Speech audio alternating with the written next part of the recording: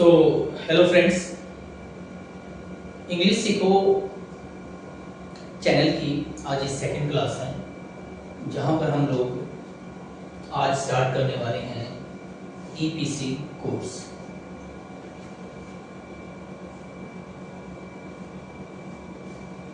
तो सबसे पहले ईपीसी क्या है? ईपीसी का मीनिंग है English programming course.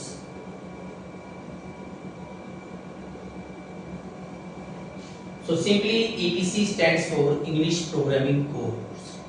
So when I say programming course, programming means making of English. That means how to make English, how to compose English. So once you learn how to make English, you will be soon able to speak English easily. So next comes sentence.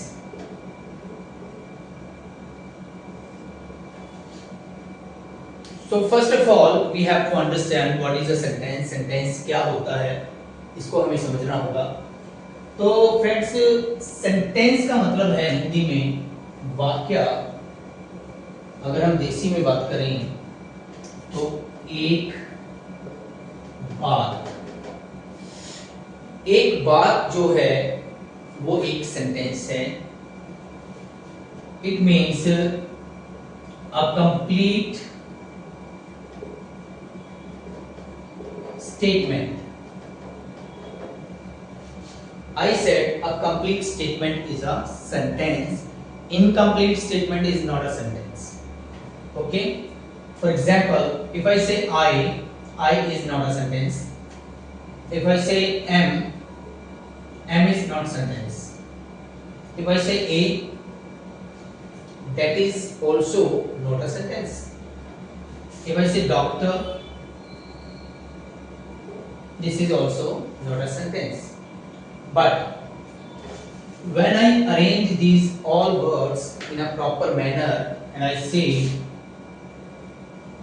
I am a doctor, मैं एक doctor हूँ, so this is a complete statement and makes a perfect meaning. So when some sentence makes a perfect meaning, that is called a sentence. तो उसको हम एक वाक्य या sentence कहते हैं जब उसका एक परफेक्ट मीनिंग होता है, एक परफेक्ट सेंस होती है। सो आगे चलते हैं और अब हम समझते हैं सेंटेंस किन चीजों से मिलकर बनता है। So this is elements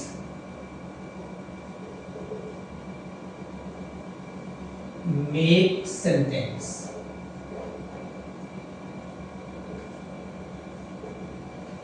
so कौन से एलिमेंट्स हैं, वो कौन से तत्व हैं जिनसे मिलकर एक सेंटेंस बनता है।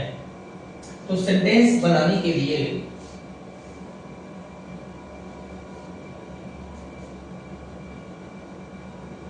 दो चीजें इंपॉर्टेंट होती हैं। दो चीजें इंपॉर्टेंट होती हैं।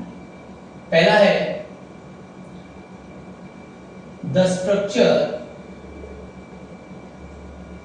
of sentence, यानी कि सेंटेंस का ढांचा, उसका स्ट्रक्चर। दूसरा है पार्ट्स ऑफ स्पीच, यानी कि भाषा के वो अंग जिनसे मिलकर एक सेंटेंस बनता है। देखिए, for example, Ram is playing a football. Ram football खेल रहा है। तो यहां पे आप देख सकते हो कि राम इज प्लेइंग फुटबॉल, ये पूरा स्ट्रक्चर है जो कि प्रेजेंट कंटिन्यू टेंस में बनाया गया है। दूसरी चीज, यहाँ पर हम जिन चीजों का प्रयोग कर रहे हैं वो पार्ट्स ऑफ स्पीच है। जैसे राम यहाँ पे सब्जेक्ट है, इज यहाँ पे वर्ब है, हेल्पिंग वर्ब है, प्लेइंग यहाँ पे मेन वर्ब है, और ए एक आर्टिकल है, एंड फुटबॉल एक नाउन है।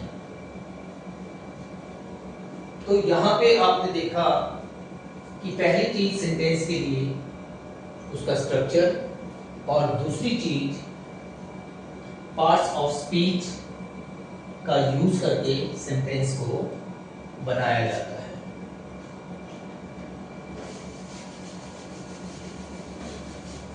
तो थर्ड चीज की तरफ चलते हैं। अब हम देखेंगे सेंटेंस काइंड्स, और you can say the sentence style, यानी सेंटेंस के कितने भाग होते हैं या एक बात को कितनी प्रकार से बोला जा सकता है। कॉमनली किसी भी एक सेंटेंस को 5 प्रकार से एक्सप्रेस किया जा सकता है, व्यक्त किया जा सकता है। फॉर एग्जाम्पल, जैसे मैंने कहा आई एम अ डॉक्टर, मैं एक डॉक्टर हूं। तो फ्रेंड्स, क्योंकि मैंने एक्सेप्ट किया कि मैं एक डॉक्टर हूं, मैंने मान लिया कि मैं एक डॉक्टर हूं, ऐसे सेंटेंस को पॉजिटिव सेंटेंस कहते हैं, पॉजिटिव सेंटेंस कहते हैं। सेकंड, हो सकता है कि मैं इनकार कर दूं कि मैं एक डॉक्टर नहीं हूं, I am not a doctor. ऐसे सेंटेंस को नेगेटिव सेंटेंस कहते हैं, जहां पर वक्ता या कर्ता रिफ्यूज कर देता है कि मैं डॉक्टर नहीं हूं। तीसरी बात हो सकती है कि क्या मैं एक डॉक्टर हूं, क्या मैं एक डॉक्टर हूं। सो आपको टेक्निक को यूज करना है।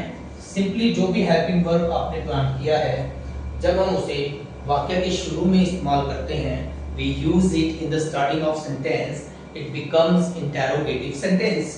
तो यह प्रश्नवाचक वाक्य यानी क्या वाचक वाक्य बन जाता है। जैसे am I not a doctor, question mark, क्या मैं डॉक्टर नहीं हूं। इसी को इंटेरोगेटिव सेंटेंस कहा जाता है। और चौथी बात ये हो सकती है कि इसको बाहर निकालते हैं जब हम, तो सेंटेंस कंपोज होता है am I not a doctor. इसको इंटेरोगेटिव प्लस नेगेटिव कहते हैं, क्योंकि इसमें क्या और नॉट दोनों का प्रयोग किया जाता है। क्या मैं एक डॉक्टर नहीं हूं। तो आप इस तरह से देख सकते हैं कि सेंटेंस स्टाइल में किसी बात को कहने के 4 मेन फेमस तरीके हैं, मगर एक 5वां तरीका भी है जिसे कंफर्मेटिव कहा जाता है, यानी कि जिसमें हम डाउट की सिचुएशन में होते हैं और हम उसे कंफर्म कर रहे होते हैं कि ऐसा है या नहीं है। जैसे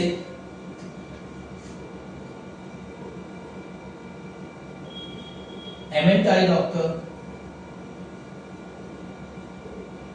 सो एमेंट आई डॉक्टर मीन्स क्या मैं डॉक्टर नहीं हूं, इसका मतलब हाँ मैं एक डॉक्टर हूं।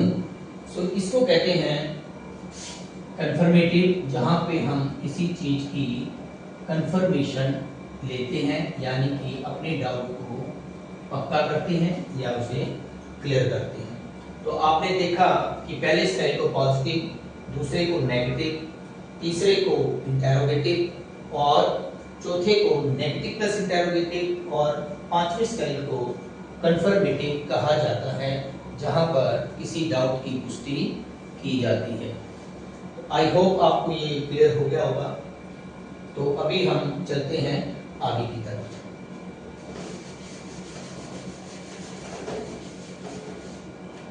तो फ्रेंड्स, आपको यहाँ से बहुत ध्यान देना है, बिकॉज क्योंकि जो रियल स्टोरी है इंग्लिश की, दैट starts from here, वो यहाँ से शुरू होती है।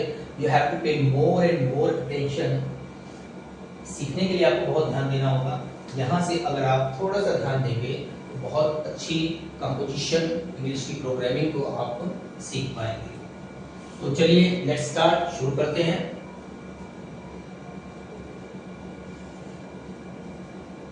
Making of English. Making of English का मतलब है इंग्लिश का निर्माण करना।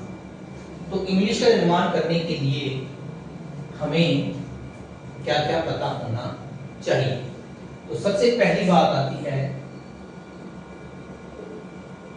Language builder.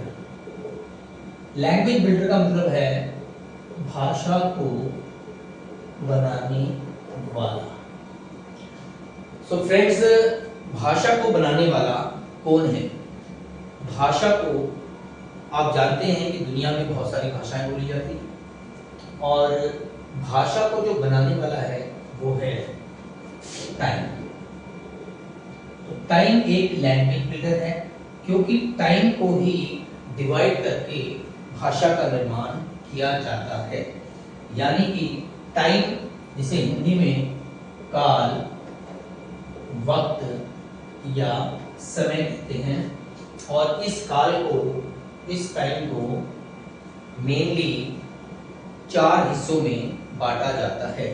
नॉर्मली 3 हिस्सों में बांटा जाता है, लेकिन एक चौथा हिस्सा भी है जो आज मैं आपको बताऊंगा।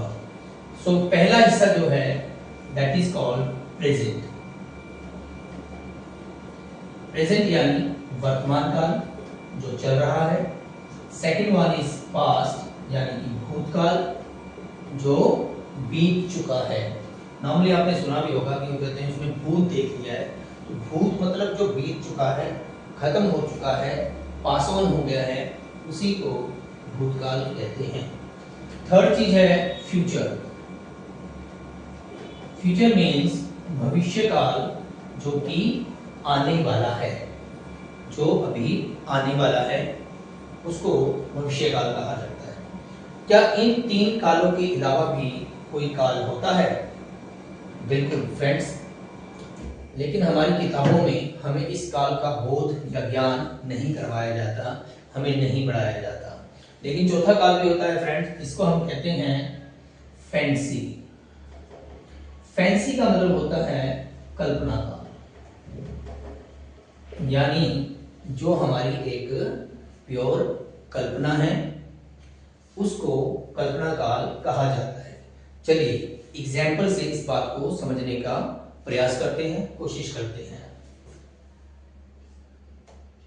अगर मैं ये कहता हूं कि मैं फुटबॉल खेलता हूं, सो मैं फुटबॉल खेलता हूं, सो मैं आपको अपनी प्रेजेंट स्थिति के बारे में बता रहा हूं कि मैं अभी भी फुटबॉल खेलता हूं, इसको हम प्रेजेंट कहते हैं। अगर मैं कहूं कि मैं फुटबॉल खेला करता था, तो मैं आपको अपनी पास्ट कंडीशन के बारे में बता रहा हूं कि मैं पहले फुटबॉल खेला करता था लेकिन अब मैं फुटबॉल नहीं खेलता हूं। तो जब हम बात करते हैं फ्यूचर की, भविष्य काल की, तो सेंटेंस होगा मैं फुटबॉल खेलूंगा। तो आप फ्रेंड्स समझ सकते हैं कि मैं अभी फुटबॉल नहीं खेलता हूं लेकिन आने वाले टाइम में मैं खेलना शुरू करूंगा। फैंसी। अब फैंसी कल्पना काल का बोध कैसे होगा, कैसे हमें पता चलेगा कि ये कल्पना है? अब देखिए, अगर मैं आपको ये कहता हूं कि काश मैं फुटबॉल खेलता, तो ये एक इमेजिनेशन है, ये एक कल्पना है कि काश मैं भी फुटबॉल खेलता। तो इसी सेंटेंस को हम फैंसी यानी कि कल्पना काल कहते हैं। अगर आपको इन सभी काल में महारत हासिल हो जाती है, you will be able to speak English very soon, तो आप बहुत जल्दी इंग्लिश से सीख पाएंगे। तो फ्रेंड्स, ये था language builder, making of English. English को बनाने के लिए, कंपोज करने के लिए क्या क्या पता होना चाहिए। दूसरा जो एलिमेंट है इंग्लिश सीखने के लिए, दैट इज कॉल्ड, उसे हम कहते हैं word power. So friends, word power यानी कि शब्द ज्ञान। शब्द ज्ञान बहुत इंपॉर्टेंट है फ्रेंड्स, because programming is limited in English but words are unlimited in English like stars in a sky. तो इंग्लिश में शब्द इतने हैं जैसे आसमान में तारे हैं, लेकिन सभी को नहीं सीखना होता है। आपको उतना सीखना है जितना आपके लिए जरूरी है। तो वर्ड पावर एक बहुत इंपॉर्टेंट टॉपिक है, क्योंकि अगर आपको इंग्लिश बोलते समय एक शब्द नहीं आता या आप एक शब्द पर अटक जाते हैं तो आपका माइंड जो है वो पूरी तरह से ब्लैंक हो जाएगा। ओके, सो शब्द सीखना बहुत जरूरी है, वेरी इंपॉर्टेंट। नेक्स्ट कम्स, तीसरी जो चीज है, this is called word volume. अब इसको भी हम समझ लेते हैं कि वर्ड वॉल्यूम क्या है। वर्ड वॉल्यूम का हिंदी में मतलब है शब्द भार। शब्द भार क्या है, ये वॉल्यूम क्या चीज है? वॉल्यूम देखिए, इस एग्जांपल से समझते हैं हम लोग। अगर मैंने कहा कि नेहा एक सुंदर लड़की है, सो sentence will be Neha is a beautiful girl. ये सेंटेंस होगा बिल्कुल। अब यहां पे आप एक शब्द पे फोकस कीजिए, ब्यूटीफुल। सो ब्यूटीफुल एक कॉमन वर्ड है जो कि बहुत ज्यादा फैशन में है, और इवन बहुत सारे लोग इसके बारे में जानते हैं या उन्होंने सुना है इस शब्द को। अब ब्यूटीफुल को अगर हम मान लें कि इसका जो वेट है, जो वॉल्यूम है इसका, वो 1 kg है, 1 किलो का ये शब्द है, तो यकीनन सुनने वाले पर जो इंप्रेशन जाएगा वो भी 1 kg का होगा। लेकिन अगर हम ब्यूटीफुल की जगह पर कोई अपर वर्ड को इस्तेमाल करते हैं तो इसका वॉल्यूम भी बढ़ जाएगा। जैसे Neha is a attractive girl. So attractive suppose 2 kilo का शब्द है, फिर आपने बोला Neha is a charming girl, charming 3 kilo का शब्द है, और फिर आपने बोला Neha is a gorgeous girl, तो गॉर्जियस 4 kg का वर्ड है। तो इस तरह से जब आप वॉल्यूम को बढ़ाते हैं शब्द के, तो आपकी इंग्लिश का एक्सप्रेशन भी, इंप्रेशन भी बढ़ जाता है। इसी को वॉल्यूम कहते हैं, वर्ड वॉल्यूम कहते हैं। ओके, आई होप आपको क्लियर हो गया होगा। स्टिल अगर आपको कोई डाउट है तो आप वीडियो के नीचे कमेंट कर सकते हैं, पूछ सकते हैं। सो